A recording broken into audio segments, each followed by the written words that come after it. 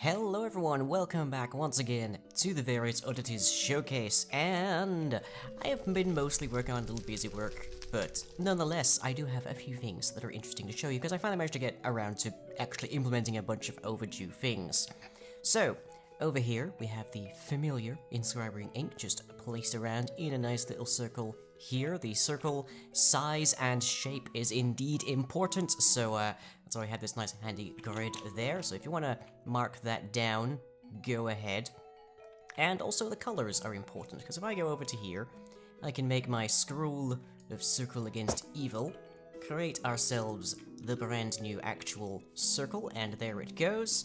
And the color of the circle now specifically matches the colors of the ink that you need to create it. In the case of against evil, it's white and blue. In the case of against holy, it's red and green. And it only actually checks these once you actually set it down. We can go around and just change those colors afterwards if we should wish. But of course, doing so will disrupt our circle. And it is worth noting that any damage to this ink circle will disrupt that spell, but there's a little bit more detail to it. So if we switch to our alternative, if we invert our circle and we cast it, it will now attempt to capture a evil creature. Of course, the main vanilla example you'll find of that is indeed the creeper. And it's trying to find one. It's waiting for one to just happen across its path. And if we give it one, it will now actually create chains that will bind the creeper in place and will prevent it from leaving. This also happens to work if a evil player entered it, and it will only try to do this to the very first one that walks in its way. Every additional evil creature that comes through this circle is completely unaffected, save for the standard weakness kind of effect. So, if you are so ensnared by this, you can try to teleport out using an ender pearl, or somehow teleporting, or moving very, very quickly, as modded Minecraft allows you to move quite ridiculous speeds sometimes. But unless you are more than 16 blocks away, this circle will continue to drag you towards it until you are, more or less, back into this central area. And that means that this works pretty effectively at containing people for about 50 minutes. Of course, you might wonder, well, what if they just tried to break the ink circle from inside? Well, you can do it from outside, but you cannot do it from inside, especially if you are of the type that would be negatively affected by the circle. So, it's looking pretty bad for this creeper. But there is at least some saving grace. Namely that, if we break the circle, the spell ends. Also, if the creature that happens to be contained dies, the spell also ends.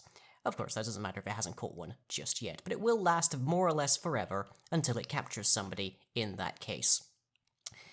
Now, I did mention that you can try to ender pearl your way out of that, but we do actually have a little bit of a prevention for that as well. So over here, we have the scrolls of Dimensional Anchor and Dimensional Lock. You can see one of these is significantly more powerful than the other. And the Dimensional Anchor is a beam spell, so it will shoot out a little green beam at whatever you're looking at, and it will imbue it with a new status effect that we have created. And I don't know if I can apply this to Gilgamesh, because Gilgamesh is just indestructible, really. Okay, so let's just grab you. So, this puppy now happens to have an effect known as Anchored. So I'll just apply that to myself so you can get an idea of what it looks like. So there we are. Predictably, it's an anchor. Anchored, yep, anchor, yep. And what Anchored does is it prevents teleportation by any means, as well as the use of portals. So that includes the end portal and it includes the nether portal, as well as anything else that tries to change your dimension. And I am going to be completely unable to use any of those things until such time as the anchored effect wears off, which is just about to. There we go. Now you don't really take the damage that you would normally take with an ender pearl when that happens. Just sort of like jumps you up in the air just so you know it actually did anything. but it does prevent Enderman from teleporting around, it prevents you from teleporting around, doesn't prevent the /TP and such command, but it is pretty powerful. Because if you cast that on somebody in one of these circles, they're not going anywhere, period, for about 7 minutes minimum. And there are more powerful ways to bind somebody.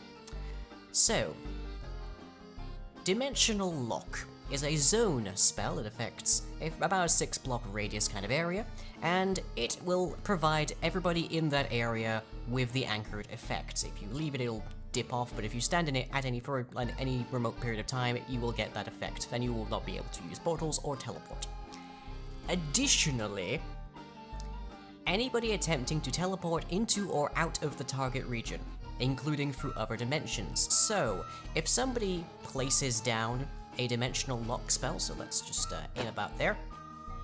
There she goes.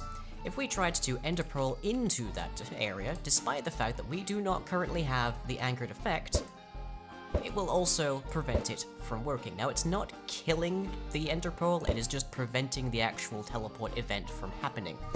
And this also, as it says, works with dimensions. So if a portal would try to place us inside of this area, it would also prevent us from using the portal. Now, it is worth noting, especially in the case of nether portals, that where you end up walking through a portal is not necessarily where that portal was trying to place you. Nether portals will pick a location and go to the nearest, within a radius, portal. So, bear that in mind when you're trying to trap a portal. But that more or less means that you can have an area that is entirely entry-proof, for the most part. Unless somebody walks straight in here, they're not going to be getting in here by special means. And though we don't have a teleport spell currently implemented, this will be affected by that. Now, this isn't dismissible, but since I have a dispel on me, and it is my own spell, I can easily get rid of that. So yeah, now, there is a caveat on the portal part. For travel into the region must be loaded for prevention to function. If you just put this next to a portal inside of the Nether, then it won't necessarily work, unless somebody is already on the other side loading the chunk. Which is a bit of a limit, it has to be said. Although that said, 5-hour duration. Yeah, that's pretty good. But we do now have, as well, in Various Oddities itself, a solution to chunk loading. So, the Living Terrain family. Here we have Lesser Living Terrain, and Greater Living Terrain, which, by the way, is one of our first 9th level spells. And these all load different volumes of space for different durations. So here we have the 20-minute single chunk Lesser Living Terrain, then we have 9 chunks and 1 hour with Living Terrain, and then we have 25 chunks and 1 entire real-world day, or at least 1 entire full day in which the server is online. So, you can have some pretty substantial effects here, and they don't currently do anything meaningfully huge.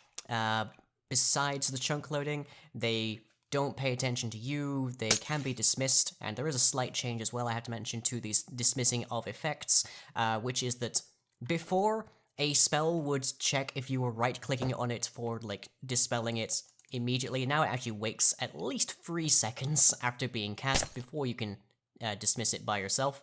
Dispel bypasses that, doesn't care. That's just a little utility thing to make sure you don't accidentally dispel the spell that you just cast. Just a little detail there. And all of these spells are now written onto the wiki. So if you go to the Various Oddities page on Curse, there is a link to the wiki, and there is a list of spells on the wiki, and every single spell that we currently have, including the Sunburst there that I just showed off, is listed on the wiki currently. So hey, go check it out, enjoy all of the details.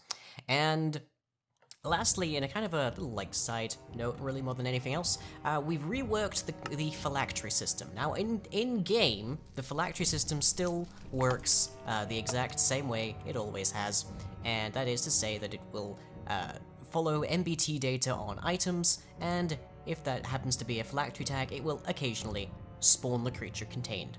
In this case, Gary the Evoker. And it also works if you put it into an item frame, or if you have it in your inventory, or if you put it inside of a chest. Now, what we have changed, firstly, and perhaps most foremost, is that if we go over to, if I can find it again, there we go, config, various oddities general, phylactery settings now exists.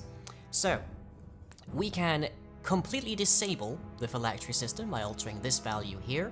We can also disable a number of various elements that relate to how the phylacteries update and what you can do with them. So here we have items, allows phylacteries to function when dropped on the ground as an item and in item frames. And then we have players, when inside of a player's inventory, and the big one that's seen the most difference really has been containers. Phylacteries to function when stored in container tile entities such as chests, as well as brewing stands, as well as mimic chests, as well as furnaces and all sorts. And hopefully, depending on how they've written them, other mods as well.